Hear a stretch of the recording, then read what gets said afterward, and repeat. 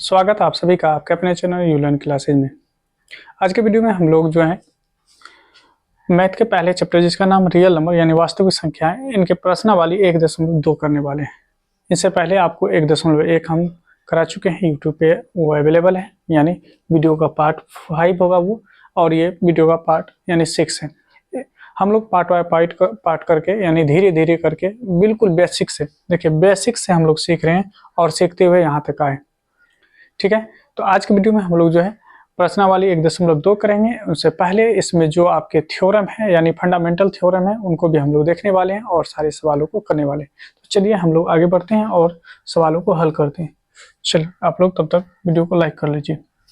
आइए देखिए पहला थ्योरम यानी फंडामेंटल थ्योरम इसको कहा जाता है। क्या कहा जाता है? फंडामेंटल थ्योरम कहा जाता है। ध्यान देंगे, देखिए पर में यानी 1 यानी 2 है, क्योंकि 1.1 हम लोग पहले कर चुके थे जिसमें कि यूक्लिड के जो विभाजन एल्गोरिथम थे वो हम लोग देख चुके थे। आज हम लोग देखने वाले हैं अंकगणित के आधारभूत प्रमेय। देखिए इसमें क्या कहा जाता है, कहता है कि प्रत्येक भाज्य संख्या, कौन सी संख्या? भाज्य संख्या, यानी भाज्य संख्या किसको कहते हैं? कंपोजिट नंबर को, कंपोजिट नंबर। ठीक है, आपको मालूम होगा कंपोजिट नंबर, है ना, क्योंकि हम पहले ही बता चुके हैं। कंपोजिट यानी नंबर को, यानी संख्या को अभाज्य संख्या, अभाज्य संख्या में बोले तो प्राइम नंबर। क्या?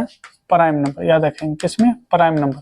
ठीक है, प्राइम नंबर के एक गुणनफल के, ठीक है, रूप में व्यक्त किया जा सकता है तथा यह गुणनखंडन जो है अभाज्य गुणनखंडों के आने वाले क्रम में बिना अद्वितीय होता है। तो ये अगर आप समझ गए तो ठीक है, नहीं तो आइए हम समझाते हैं ये क्या कह रहा है। ये कहा जा रहा है कि जितने भी भाज्य संख्या है, भाज्य संख्या का मतलब वो होता है, देखिए पहली बात तो आप समझ लीजिए, भाज्य संख्या एक बार बता ही देते हैं। भाज्य संख्या क्या होता है? तो भाज्य संख्या वैसी संख्या होता है जिसमें 2 से ज्यादा नंबर से भाग लगे, वैसी संख्या जिसमें 2 से ज्यादा नंबर से भाग लगे। जैसे 4 की बात कर लेंगे तो 4 में 1 से भी भाग लगेगा, 4 में जो है 2 से भी भाग लगेगा, और 4 में जो है यानी 4 से भी भाग लग जाएगा। तो यानी ये क्या है? आपके भाज्य संख्या है। अगर हम 6 की बात कर लें, इसमें 1 से भी लगेगा, 2 से लगेगा, 3 से लगेगा, और है ना 6 से भाग लगेगा। यानी वैसी संख्या जिसका 2 से ज्यादा फैक्टर होता है ना, वैसी संख्या जिसका 2 से ज्यादा फैक्टर होता है उसको कहते हैं हम लोग भाज्य संख्या। तो जितने भी भाज्य संख्या है, सभी भाज्य संख्याओं के गुणनखंडन, है ना, जो उसको गुणनफल के रूप में हम लिख सकते हैं। जैसे अभी आप बोले थे ये 4 क्या है? भाज्य संख्या है। अगर ये भाज्य संख्या है तो इसको अभाज्य संख्याओं के गुणनफल के रूप में लिख सकते हैं। देखिए 2 क्या है? तो 2 है आपका अभाज्य संख्या, क्योंकि इसमें 1 से या 2 से ही भाग लगेगा। अब देखिए इस 4 को हम लिख दिए 2 गुना 2, तो ये 4 क्या है? तो 4 है आपका भाज्य संख्या, लेकिन 2 क्या? अभाज्य संख्या। तो अभाज्य संख्याओं के गुणनफल के रूप में व्यक्त करना ही क्या कहलाता है? ये कहलाता है अंकगणित की आधारभूत प्रमेय। चलिए और हम समझने का प्रयास कर रहे हैं। मान लीजिए कि मेरे पास जो है यहाँ पे कहने का मतलब 50 है। क्या है? 50। तो 50 को हम कैसे लिख सकते हैं? याद रखें, 50 को क्या हम लिख सकते हैं? 2 गुना 5 यानी 10, फिर अब 10 पचे 50। क्या लिख सकते हैं? बिल्कुल लिख सकते हैं। अब देखिए 2 गुना अगर 5 करेंगे 10, 10 पचे 50 होता है। अब कहेंगे 2 और 5 क्या है? 2 भी अभाज्य संख्या है, 5 भी अभाज्य संख्या है। इसीलिए हम इसको कहते हैं कि ये जो भाज्य संख्या था इसको अभाज्य संख्याओं के गुणनफल के रूप में हम इसे व्यक्त कर सकते हैं, क्योंकि ये अभाज्य संख्या है और उनके गुणा के रूप में जब व्यक्त करना होता है उसी को कहा जाता है अंकगणित की आधारभूत प्रमेय। ठीक है, आइए और हम चीजों को समझते हैं और आगे बढ़ते हैं। जैसे मान लीजिए यहाँ पे कह दें कि 330 है, इसको ये क्या है? ये आपका है भाज्य संख्या। याद रखेंगे ये क्या है? ये आपका भाज्य संख्या है। इस भाज्य संख्या को हमें अभाज्य संख्याओं के गुणनफल के रूप में लिखना है। तो कैसे लिख सकते हैं? तो कहेंगे 300 जो यहाँ पे 30 है इसको हम क्या करेंगे? इस तरह से डिवाइड करेंगे। 2 से करते हैं तो 2 इकाई 2, 2 छके 12, 2 पंचे 10। अगर हम 5 से लगाएं तो 5 तिया 15 और 5 तिया 15। अगर हम यहाँ 3 से लगाएं तो 11 तिया 33 और हम 11 से लगा सकते हैं। तो अब यहाँ पे हम कह सकते हैं कि ये जो 330 है, इस 330 को हम कैसे लिख सकते हैं? तो 2 गुना 3 गुना 5 और गुना में 11 लिख सकते हैं। तो ये पहले था भाज्य संख्या, ये आपका भाज्य संख्या है। लेकिन ये जितनी भी संख्या है ये अभाज्य संख्या के गुणनफल के रूप में आ गया। ये भी 2 भी अभाज्य संख्या है, 3 भी अभाज्य संख्या, 5 भी अभाज्य है और 11 भी अभाज्य है, और इसको गुना के रूप में लिखे हैं। इसी को कहा जाता है यानी अंकगणित की आधारभूत प्रमेय। इसीलिए कहा गया कि प्रत्येक भाज्य संख्या है ना, को आभाज्य संख्या के गुणनफल के रूप में व्यक्त किया जा सकता है। उम्मीद करते हैं कि आप ये समझ चुके होंगे। आइए अब हम लोग आगे बढ़ते हैं, ठीक है। अब ध्यान देंगे, ये जो अभी हम बनाए ये भाग विधि, एक होता है ना, ट्री फैक्टर होता है, एक होता है ट्री फैक्टर। ट्री फैक्टर क्या होता है, यानी इसको कहते हैं वृक्ष गुणनखंड, है ना, क्या कहते हैं, वृक्ष गुणनखंड। ये कैसे होता है, तो देखिए जैसे ये है ना 330 है, ये 330 है, इसमें अगर हम 2 से भाग दें, कितने से भाग दें, 2 से देते हैं, तो ये कितने बार में लगेगा, तो ये हो जाएगा 165 बार में। कितने बार में, 165 बार में। 165 को अगर हम 3 से इसमें अगर हम डिवाइड करें, कितना, 3 से अगर डिवाइड करें, अगर हम 3 से डिवाइड करेंगे तो कितना मिलेगा आपको, 3 से, 3 पचे 15 और 3 पचे 15, यानी 55 मिल जाएगा, ठीक है। अब ध्यान देंगे इस 55 में अगर हम 5 से लगाते हैं, कितना से, अगर हम 5 से लगाते हैं तो आप क्या कहेंगे, 11 पचे 55। तो इस तरह से भी जो प्राप्त होता है, तो ये भी आपका यानी सही तरीका है, इसे ट्री फैक्टर कहते हैं। ये डिवीजन मेथड है और ये आपका ट्री फैक्टर है, ठीक है। तो दोनों तरीके से आप निकाल सकते हैं, एनसीईआरटी में इसका भी यानी जिक्र किया गया। आइए आगे बढ़ते हैं। आगे कहा जाता है, यहाँ पे ध्यान दीजिए, बहुत इंपॉर्टेंट बात है ये, कहता है कि किन्हीं दो धनात्मक पूर्णांक ए और बी के लिए एचसीएफ किसका, यानी इन्हीं दो धनात्मक पूर्णांक ए और बी गुना एलसीएम बराबर होता है ए गुना बी। नहीं समझे, आइए समझाते हैं। देखिए क्या कहा गया कि दो संख्याओं का गुणनफल, उन दोनों संख्याओं के एलसीएम निकाल लीजिए और एचसीएफ निकाल लीजिए और दोनों को गुना कीजिए, बराबर हो जाएगा। जैसे मान लीजिए कि ए की जगह पे ले लिए 15 और बी की जगह पे हम लोग ले लिए हैं, यहाँ पे मान लीजिए क्या ले लें, चलिए कुछ ही ले लेते हैं। जैसे मान लीजिए कि यहाँ पे हम ले लेते हैं क्या ले लें, चलिए 21 ले लेते हैं, क्या दिक्कत है, कुछ भी ले सकते हैं, है ना। तो यहाँ पे ए की जगह पे 15 और बी की जगह पे हम क्या ले लिए हैं, यहाँ पे ले लिए हैं 21। अब कहा कि एचसीएफ निकालेंगे किसका, ए और बी का। ए और बी का मतलब क्या है, 15 और 21 का।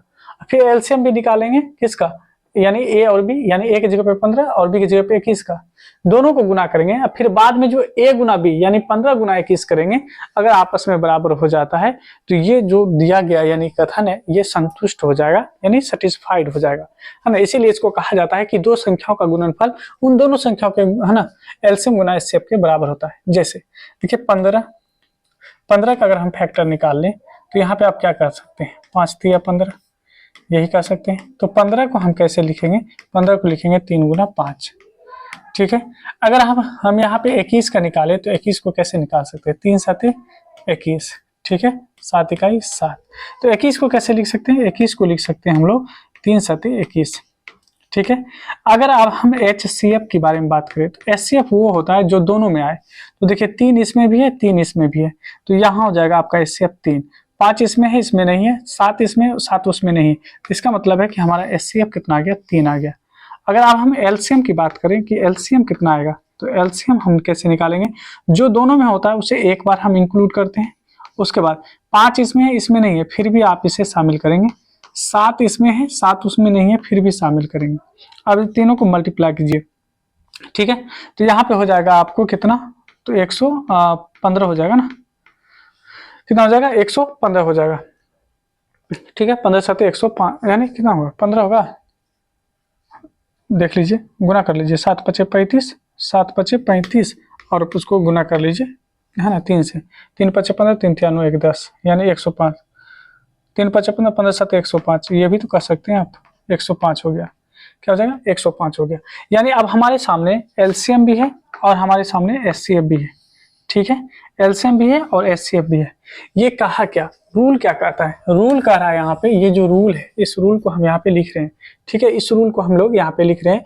कहा यहाँ पे कि एचसीएफ, है ना, गुना एलसीएम बराबर में ए गुना बी। याद रखेंगे एलसीएम और एचसीएफ किसका निकला है, यही ए, ये जो ए और बी है इसी का निकला है ना। तो एचसीएफ कितना निकला है, एचसीएफ निकल गया है 3 गुना एलसीएम कितना निकला है 105। उसके बाद देखेंगे ए का वैल्यू क्या है, ए का वैल्यू अगर देखेंगे तो 15 और बी का वैल्यू कितना है, तो बी का वैल्यू 21 है, ठीक है। अब इन दोनों को गुना कीजिए, 3 पचे 15 और 3 इकाई 3। आगे देखेंगे यहाँ पे इसको गुना करें तो 15 इकाई 15, है ना, हासिल 1 और 15 दूना 30, 30 1 31। क्या ये दोनों आपस में बराबर है, बिल्कुल बराबर है। तो इसीलिए हम कह सकते हैं कि दो संख्याओं का जो गुणनफल होता है उन दोनों संख्याओं के एचसीएफ और एलसीएम के गुणनफल के बराबर होता है। ये आपको याद रखना है, ठीक है। ये क्या करना है, आपको याद रखना। आइए आगे बढ़ते हैं। अब हम लोग आ जाते हैं एग्जाम्पल नंबर 5 देखते हैं। एग्जाम्पल नंबर 5 में क्या करा है संख्या 4 पे पावर n पर विचार कीजिए जहां n एक प्राकृत संख्या, n क्या है, प्राकृत संख्या, और जांच कीजिए कि क्या n का यानी कोई ऐसा मान जो जिसके लिए 4 पे पावर n का जो अंक है शून्य पर समाप्त होगा। किस पे होगा, शून्य पर समाप्त होगा, ठीक है। आइए, कहने का मतलब ये है कि कह रहा है कि कोई ऐसा, है ना, यहाँ पे अभी हम समझाने के लिए ले रहे हैं, बाद में हम इस पे बात करेंगे। यानी 4 पे कोई एक ऐसा पावर लीजिए, 4 पे कोई एक ऐसा पावर लीजिए, है ना। अभी हम कोई भी बात कर रहे हैं लेकिन वहां पे प्राकृत संख्या लिया है। जैसे यहाँ पे अगर हम 2 रख देंगे तो 2 यानी 4 गुना 4 क्या हो जाएगा, इसका मतलब हो गया कि 4 को 2 गुना करना, तो ये हो जाएगा 16। यानी यहाँ पे 16 है, जैसे यहाँ पे लास्ट में 6 है, तो यहाँ लास्ट में 0 आना चाहिए, ये कह रहा है कि 0 पर समाप्त हो, ऐसा कोई नंबर है जो कि 0 पे समाप्त होगा, ये बात कह रहा है यहाँ पे, ठीक है। तो आइए इसी बात को हम लोग, है ना, सिद्ध करेंगे। तो चलिए हम लोग हल कर लेते हैं, हल करेंगे। और यहाँ पे कहेंगे दिया है, दिया क्या है, दिया है, दिया क्या है, यहाँ पे दिया हुआ है कि 4 पे पावर n, है ना, जहां जहां n, है ना, क्या है, n प्राकृत संख्या है, n बराबर क्या है, प्राकृत संख्या है, यानी प्राकृत संख्या है। अगर एक यानी n प्राकृत संख्या है, n क्या है, प्राकृत संख्या है, तो हम लोग क्या कह सकते हैं, हम लोग ये कह सकते हैं कि n का जो वैल्यू होगा 1 हो सकता है, 2 हो सकता है, 3 हो सकता है, 4 हो सकता है, 5 हो सकता है, एंड सो ऑन हो सकता है, कुछ भी हो सकता है, n कुछ भी हो सकता है, ठीक है। ये बात आप समझ रहे होंगे। आइए अब थोड़ी सी बात आपको बता दें, ये आपके लिए रफ में आपको बता रहे हैं, रफ में यानी आपको समझने के लिए, ये आपको सवाल में नहीं लिखना है, ये समझने के लिए बता रहे हैं। देखिए किसी भी संख्या, है ना, कोई भी संख्या शून्य पर कब समाप्त होगा, पहले तो ये जान लीजिए कि 0 होता कैसे, 0 कैसे बनता है। तो 0 बनता है 2 और 5 के मल्टीपल से। जब तक 2 और 5 ना आए, जब तक 2 और 5 ना आए, 0 नहीं बन सकता है, क्योंकि आप देखेंगे 2 पंचे 10, तभी जाकर आपको लास्ट में 0 आ रहा है। तो 2 और 5 का होना बहुत जरूरी है, क्योंकि 2 और 5 दोनों मिलेगा आपस में तो 0 बनेगा।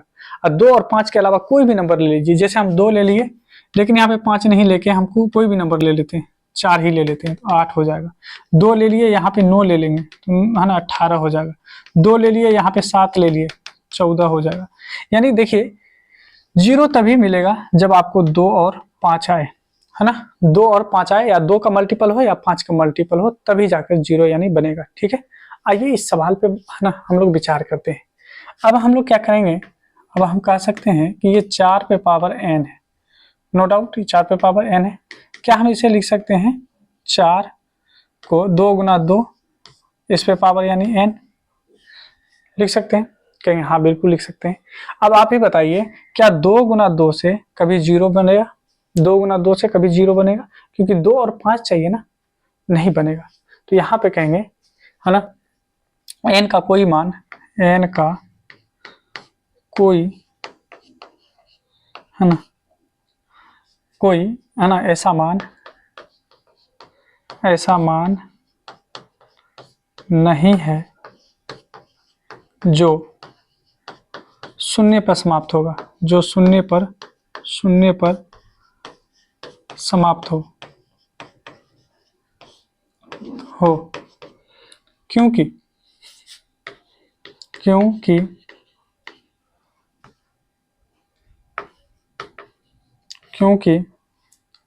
शून्य पर समाप्त होने के लिए, शून्य पर समाप्त होने के लिए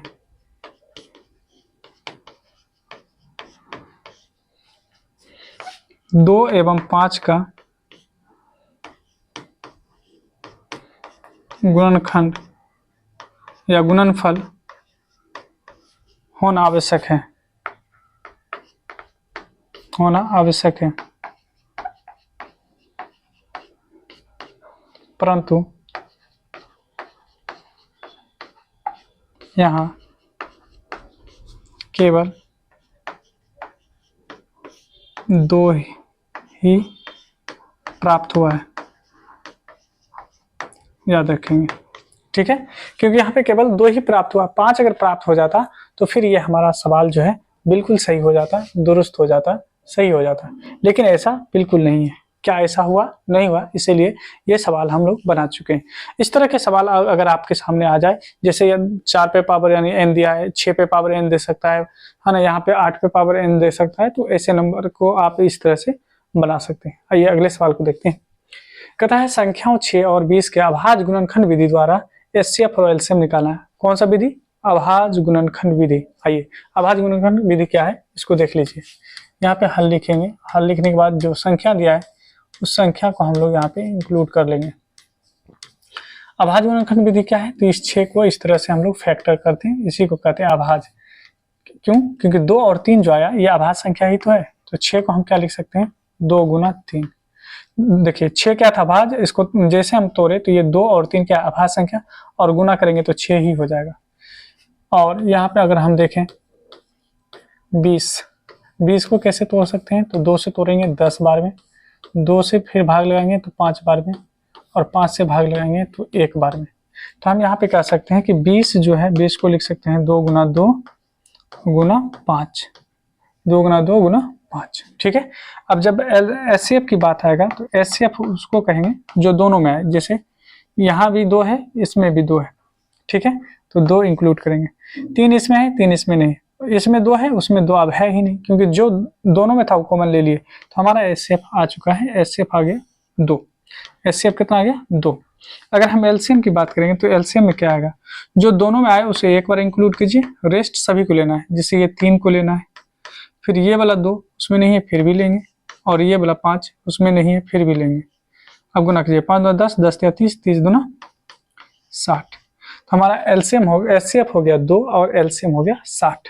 ठीक है, और ये कौन सा विधि है? इसी को कहते हैं अभाज्य गुणनखंड विधि। ठीक है, आइए आगे बढ़ते हैं और अगला सवाल देखते हैं। कह रहा है अभाज्य गुणनखंड विधि द्वारा 96 और 404 का एचसीएफ ज्ञात कीजिए और फिर एलसीएम ज्ञात कीजिए। एचसीएफ भी ज्ञात करेंगे फिर एलसीएम ज्ञात करेंगे। ठीक है, आइए कैसे करते हैं सीख लीजिए। देखिए यहाँ पे जो संख्या है 96 है, और आपके सामने देखेंगे तो 404 भी है। ठीक है, 404 है, तो 96 का अभाज्य गुणनखंड निकालिए। 2 से लगाएंगे, 4 दूना 8, 8 दूना 16, 2 से लगाएंगे 2 दूना 4, 4 दूना 8, 2 से लगाएंगे 1, 2 दूना 4, फिर 2 से लगाएंगे 6 दूना 12, 2 से लगाएंगे 2 तिया 6, 3 से लगा दीजिए 3 इकाई 3। यहाँ पे हम कह सकते हैं कि ये जो 96 है इसको क्या लिख सकते हैं? 1 2 3 4 5, 5 बार यानी 2 आया है। 1 2 3 4 और 5, और 3 एक बार आया है। इसको लिख लेंगे, कोई दिक्कत नहीं होनी चाहिए। अब देखिए यहाँ पे अब हम क्या करेंगे? 404 का निकालेंगे। 2 से लगा दीजिए, 2 दूना 4, 0, 2 दूना 4, फिर 2 से लगा दीजिए, 2 इकाई 2, 0, 2 इकाई 2, तो कितना से लग जाएगा? क्या कौन से नंबर से लग सकता है? ध्यान दीजिए, क्या 3 से तो नहीं लगेगा? 3 से नहीं लगेगा, 4 5 6, 6 से 7, 7 से लगेगा, 7 इकाई 7, 3 31 नहीं होगा, 7 8। क्या कोई ऐसी नंबर है? मेरे ख्याल से तो नहीं लग रहा है ना, मेरे ख्याल से कोई ऐसा नंबर नहीं है जिससे ये लग जाए। ठीक है, मेरे ख्याल से नहीं लगेगा। आ जाइए, यानी यहाँ पे हम लिखेंगे 404। 404 को हम लिख सकते हैं 2 गुना 2 और गुना 101। ठीक है, और कहा पहले एचसीएफ ज्ञात करने के लिए। तो एचसीएफ कैसे ज्ञात करते हैं? तो एचसीएफ के लिए जो दोनों में आता है उसको एचसीएफ कहते हैं। ये दो दोनों में है तो एक बार इंक्लूड करेंगे, ये 2 और ये 2 दोनों में है तो इंक्लूड करेंगे। और कोई नंबर है? नहीं, 101 है उसमें नहीं है, तो ये हमारा एचसीएफ हो गया 4। अब बात कर रहा है कि एलसीएम भी हमको निकालना है। क्या निकालना है? एलसीएम भी निकालना है। तो एलसीएम कैसे निकालेंगे? तो अभी जस्ट जाने हम लोग कि दो संख्याओं का गुणनफल उन दोनों संख्याओं के एलसीएम गुना एचसीएफ। एचसीएफ कितना आ गया? 4 को अगर हम आपस में मल्टीप्लाई करते हैं तो बराबर हो जाएगा। ठीक है, चलिए इस 4 को अगर इस साइड लाएंगे तो डिवाइड हो जाएगा। 96 गुना 404 भागा 4 बराबर में एलसीएम 4 से अगर हम काट दें तो 101 हो जाएगा। 96 को अगर गुण करते हैं, गुना करते हैं तो 96 का 96, 0 का 0, 96 का 96, तो एलसीएम हो जाएगा आपको कितना? एलसीएम हो जाएगा 9696। तो हम लोग क्या किए, एचसीएफ भी निकालिए और एलसीएम भी निकालिए। कैसे निकाले?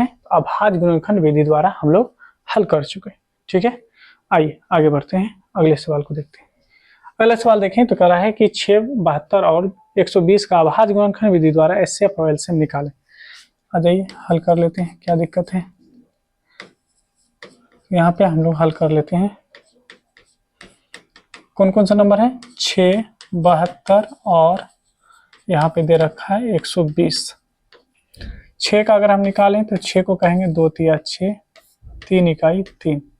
72 को क्या कहेंगे? तो 72 को कह सकते हैं 2 से लगाएंगे 36, 2 से लगाएंगे 18, 2 से लगाएंगे 9, 3 से लगाएंगे 3 और 3 से लगाएंगे 1।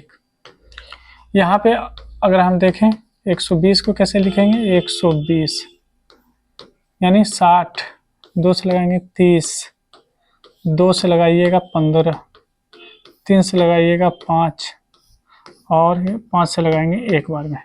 आइए तीनों को लिख लेते हैं। 6 को कैसे लिखेंगे? तो 6 को लिखेंगे हम लोग 2 गुना 3। 72 को कैसे लिखेंगे? तो 72 को लिखेंगे 2 गुना 2, 2 दूना 4, 4 दूना 8, 8 तिया 24, 24 तिया 72। उसके बाद 120 को कैसे लिखेंगे? तो 2 दूना 4, दूना 8 तिया 24, पंचे 120, ये लिखेंगे। अब बात कर रहे हैं हम लोग एचसीएफ। तो एचसीएफ कैसे निकालते हैं? तो एचसीएफ जो दोनों में आए, यानी यहाँ पे 3 है तो तीनों में आना चाहिए। तो इसमें तीनों में है 2 इंक्लूड कीजिए। 3 इसमें भी है, 3 इसमें भी है, 3 इसमें भी है, इसको भी इंक्लूड कीजिए।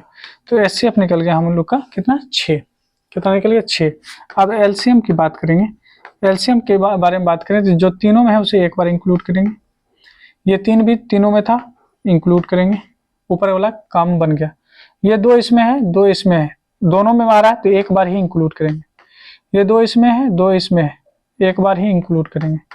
ये 3 इसमें, ये पहले से हम ले चुके हैं। 3 इसमें है, नीचे वाले में नहीं है, फिर भी इंक्लूड करेंगे। 5 नीचे वाले में, ऊपर में नहीं है, फिर भी इंक्लूड करेंगे। ये हमारा 5 हो जाएगा। अब गुना कर लीजिए। देखिए 5 दिया 15 दूना 30 दूना 60, 60 हो गया। 60 छाके 6 गुना 6 36, यानी 600, 300 यानी 60 हो जाएगा। कितना हो जाएगा? 360 हो जाएगा, है ना? 360 हो जाएगा। तो मेरे सामने दोनों चीज आ चुका है, एलसीएम भी आ चुका है और एचसीएफ भी आ चुका है। ठीक है, एलसीएम और एचसीएफ दोनों आ चुका है। उम्मीद करते हैं कि समझ रहे होंगे। ठीक है, आइए आगे बढ़ते हैं। और सवाल, यानी हम लोग 1 मिनट,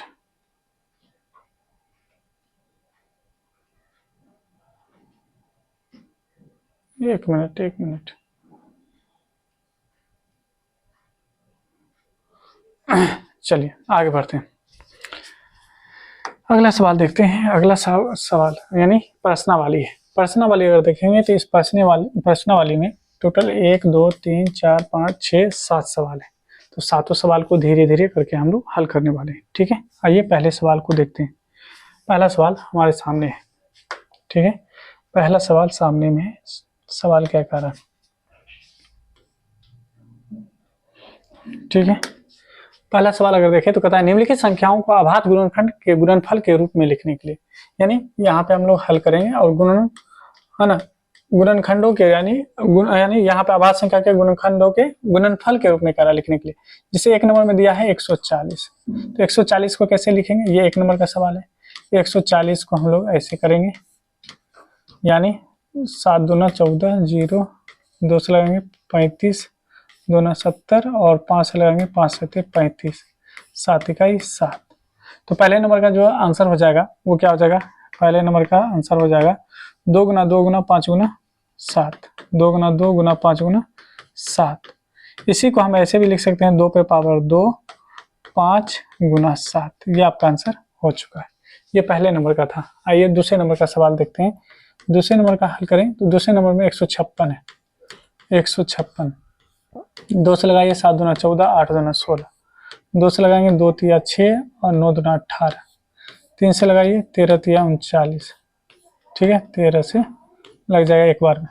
तो हम इसको क्या लिखेंगे, इसको लिखेंगे 156 बराबर में, है ना, हम ऊपर ही लिख देते हैं 156 बराबर में 2 गुना 2 गुना 3 गुना 13। ठीक है, अब यहाँ पे ध्यान देंगे, दो बार आया है तो 2 पे पावर 2 गुना 3 गुना 13 कर सकते हैं। ये भी सवाल यानी हमारा बन चुका है। अब आइए तीसरा नंबर का सवाल देखते हैं। तीसरे नंबर का सवाल देखिए क्या है, 38 और 25। इसको हल करते हैं, 5 से ही लगा दीजिए, है ना, 5 है लास्ट में, 5 से लगा देते हैं, 5 7 35 3 तो 32 हो जाएगा, 5 6 30, 5 गुना 5 25, फिर 5 से लगा सकते हैं तो 5 इकाई 5 बच जाएगा 2, 5 गुना 5 25, 5 3 15। ठीक है, 3 से लगा दीजिए, 3 5 15, 3 इकाई 3, 3 से लगा दीजिए, 17 3 51, 17 इकाई 17। तो हम यहाँ पे लिख सकते हैं 38, 25 को क्या लिख सकते हैं, तो यहाँ पे लिख सकते हैं 3 2 बार आया है तो लिखेंगे 3 गुना 3। उसके बाद 5 2 बार आया है, 5 को लिख लीजिए 5 गुना 5, और 17 एक बार आया है। ठीक है, तो इसको हम लिख सकते हैं 3 पे पावर 2, 3 पे पावर 2 गुना 5 पे पावर 2 गुना 17। ये हमारा बन चुका है। ठीक है, और सामने में है यानी 4 और 5, ये 2 सवाल है। ऐसा करते हैं 2 सवाल आपके लिए छोड़ देते हैं, आप लोग भी बनाइए। ठीक है, आप लोग भी बनाइए, 2 सवाल आप लोग खुद से कीजिए। आइए आगे बढ़ते हैं। अगला सवाल देखिए। अगला सवाल देखेंगे तो कहता है कि पूर्णांकों के निम्नलिखित युग्मों के एचसीएफ और एलसीएम ज्ञात कीजिए और इसकी जांच कीजिए कि 2 संख्याओं का गुणनफल बराबर में एचसीएफ गुना एलसीएम है। आइए हम लोग हल करते हैं इसको। पहला सवाल देखिए, 1 2 सवाल हल कर देते हैं, रेस्ट आप बनाएंगे खुद से। 26 3 सवाल है ही, 26 और कर रहा है 91। ठीक है, तो 26 को हम कैसे अभाज्य गुणनखंड द्वारा निकालेंगे, 2 से करेंगे तो 13 दूना 26, 13 से लगाएंगे तो 13 इकाई 13। तो हम 26 को क्या लिखेंगे, 2 गुना 13। ठीक है, अब अगर आगे देखें हम लोग तो क्या कहेंगे, 91 को क्या लिखेंगे, तो यहाँ से 13 बार में लगा दीजिए, 13 से 91 होता है, 7 इकाई 7। तो यहाँ पे हम कहेंगे कि 91 को क्या लिखेंगे, तो यहाँ पे 7 गुना 13। एचसीएफ की बात करें तो एचसीएफ कैसे निकलता है, तो एचसीएफ जो दोनों में आए वो एचसीएफ होता है, तो दोनों में 13 है तो 13 एचसीएफ हो जाएगा। एलसीएम कितना होगा, तो एलसीएम निकालने के लिए हम लोग जानते हैं जो दोनों में आए उसे एक बार लिखते हैं और रेस्ट वाले को लिख लेते हैं, तो 2 गुना 7 होगा, क्योंकि 2 इसमें है तो इसमें नहीं फिर भी लेंगे, 7 इसमें उसमें नहीं है फिर भी लेंगे। ठीक है, अब देखिए इसको गुना करिए, 7 दूना 14, 14 तिया 42 और 14 4 18, 182 हो जाएगा। कितना हो जाएगा, 182। अब कहा जांच करने के लिए, जांच करने के लिए आइए जांच कर लेते हैं। तो हम लोग लिखेंगे जांच, ऐसे जांच लिख लीजिएगा। जांच लिखने के बाद हम लोग जानते हैं कि a गुना बी बराबर में एलसीएम गुना एचसीएफ होता है, एलसीएम गुना एचसीएफ होता है, ये हम लोग जानते हैं। अब a क्या है, b क्या है, तो a आपका 26 है तो एक जगह पे 26 लिखेंगे, b क्या है तो b की जगह पे 91 है, 91 लिखिए, और एलसीएम कितना आया है 182, है ना, 182, और एचसीएफ कितना है, एचसीएफ 13 है। अब यहाँ पे इसको गुना कर दीजिए, क्या करेंगे, गुना कर लेंगे। ठीक है, आइए गुना कर लेते हैं। अब क्या कीजिए, 26 को 91 से अगर आप गुना करते हैं तो कितना आता है, ठीक है,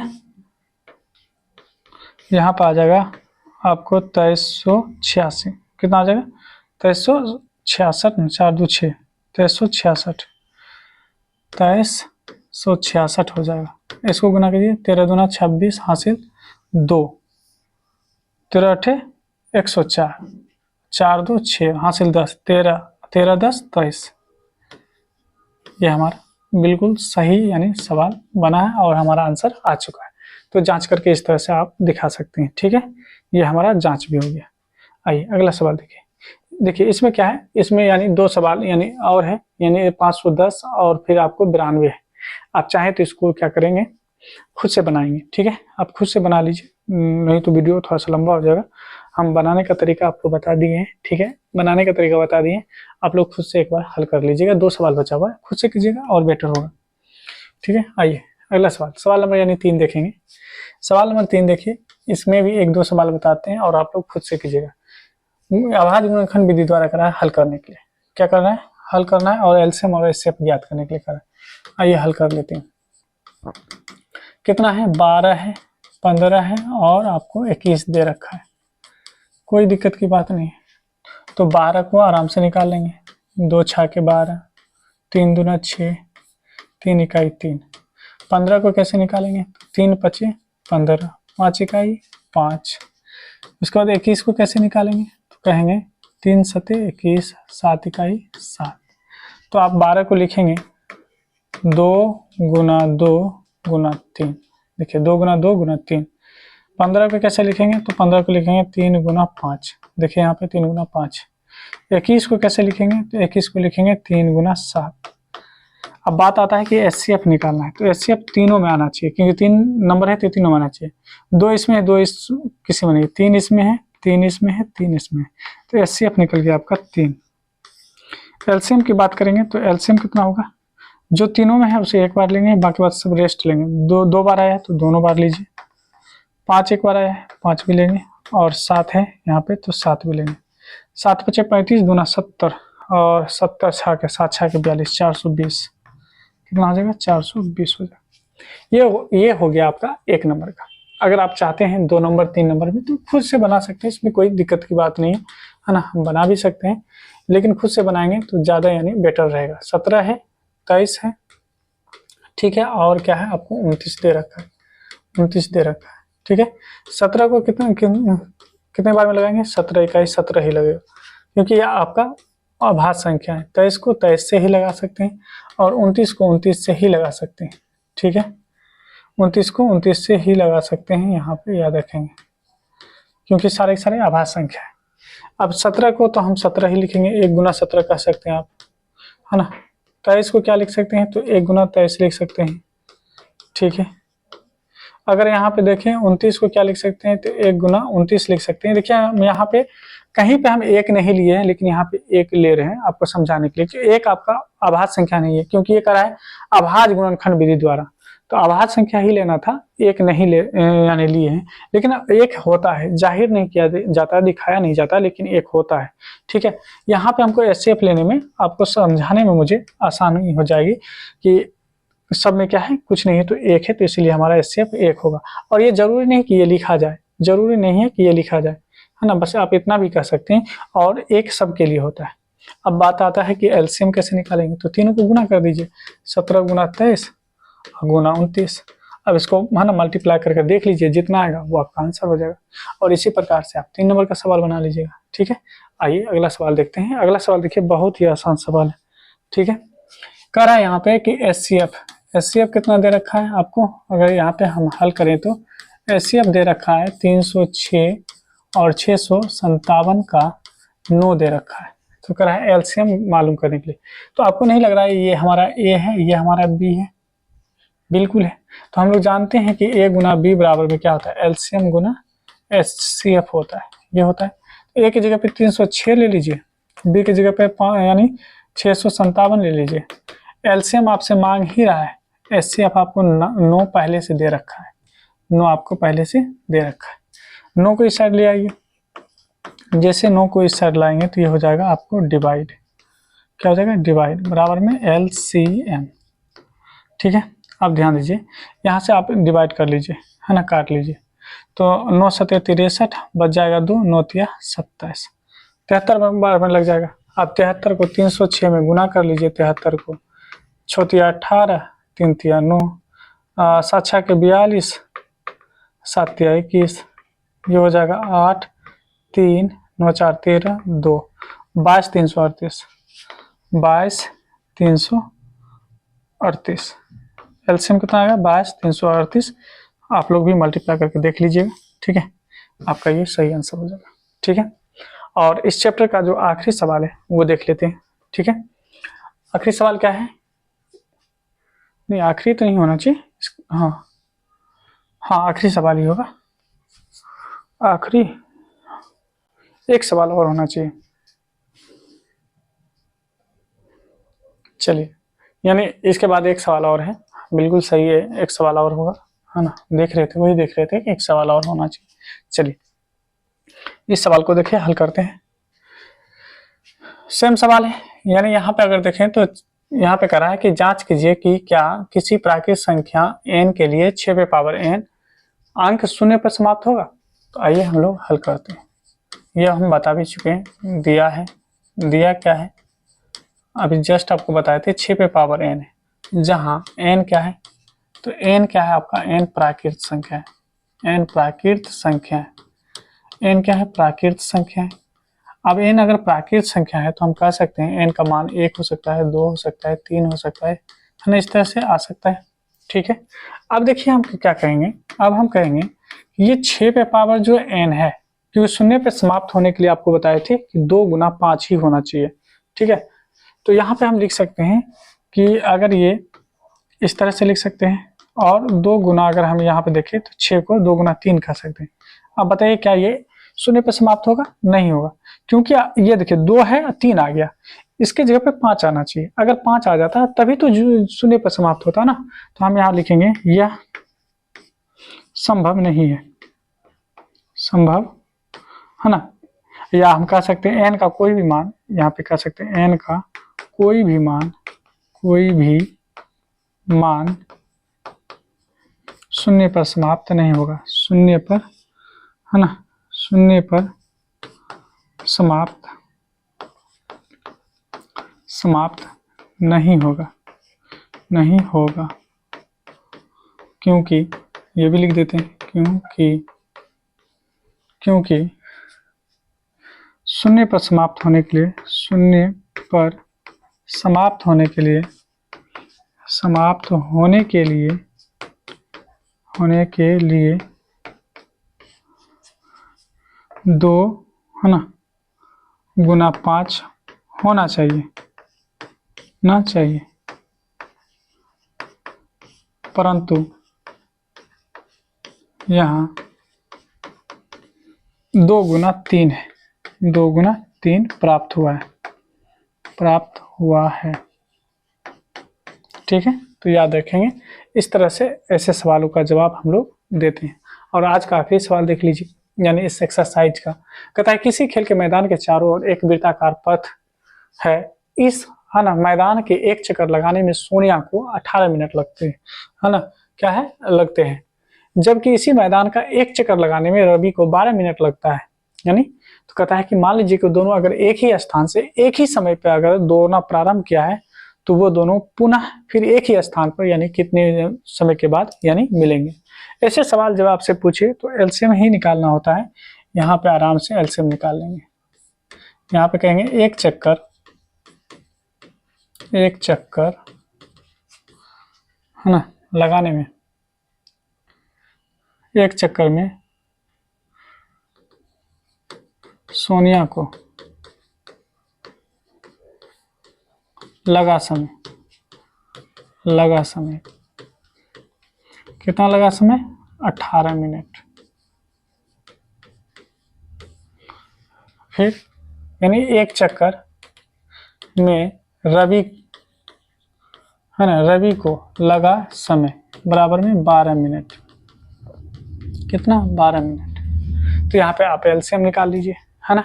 एलसीएम कैसे निकालेंगे, तो हम जानते हैं कि 18 को कैसे लिखेंगे, 2 गुना 3 6 6 3 18। 12 को कैसे लिखेंगे, तो 12 को जानते हैं, है ना, हम लिखेंगे 2 गुना 2 4 4 3 12। अगर हम यहाँ पे एलसीएम की बात करें तो एलसीएम कितना होगा, है ना, जो दोनों में है उसको एक बार लीजिए, है ना, ये 3 इसमें एक बार लीजिए, ये 3 इसमें अब नहीं है फिर भी लीजिए, ये 2 इसमें है उसमें नहीं है फिर भी लीजिए, गुना कीजिए, 2 2 3 6 6 3 18 18 दूना 36, यानी 36 मिनट हो जाएगा। कहेंगे पुनः दोनों को, है ना, एक स्थान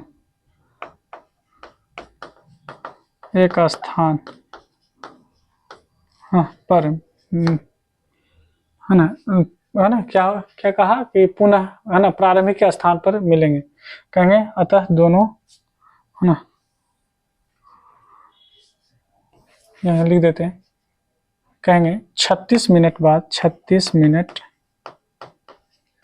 बाद, ठीक है, पुनः प्रारंभिक स्थान पर, पुनः प्रारंभिक स्थान पर मिलेंगे। ठीक है, तो याद रखेंगे पुनः वो दोनों कितने मिनट के बाद मिलेंगे, 36 मिनट के बाद मिलेंगे। तो आज की वीडियो में यानी आपका जो प्रश्नावली था 1 दशमलव यानी कहने का मतलब यहाँ पे 1.2 इनके जितने भी सवाल थे सारे सवाल को हल करके आपके सामने रखे हैं। उम्मीद करते हैं कि आपको समझ में आया होगा। और अब तक अगर चैनल पे आप नए सब्सक्राइब नहीं किए तो चैनल को सब्सक्राइब कर लीजिए और वीडियो को लाइक भी कर दीजिए और बेल आइकन जरूर दबा के रखेंगे, क्योंकि रेगुलर आपके लिए सारे यानी चैप्टरों को इसी तरीके से हल करके आपके सामने लाएंगे और आपको सिखाने की प्रयास करेंगे। तो चलिए मिलते हैं अब नेक्स्ट वीडियो में, तब तक आप अपनी तैयारी को जारी रखेंगे, पढ़ते रहेंगे।